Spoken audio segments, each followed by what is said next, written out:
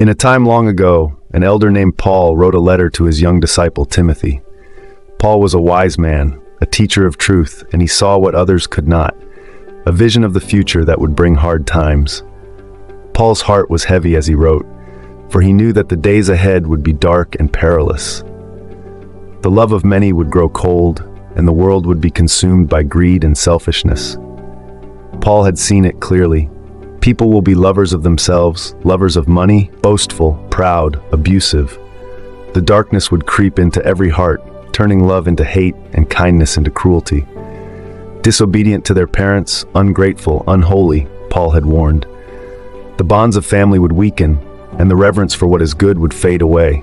Even in places of worship, the truth would be lost. Having a form of godliness but denying its power, Paul had said. Many would go through the motions of faith, but their hearts would be far from God.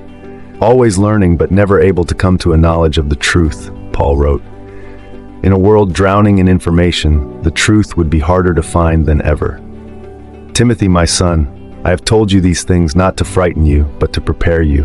Hold fast to the truth you have learned. In these times, many will fall away, but you must stand firm. Though the days are dark, Paul's message to Timothy was clear. Remain steadfast in faith, cling to the teachings of Christ, learn it, and let the light of truth guide your way. For even in the darkest times, there will be those who shine with the light of Christ, refusing to be swayed by the ways of the world. These are the ones Paul spoke of, the faithful, the steadfast, the true. The perilous times are not a distant prophecy, they are here. The question is, will you stand firm?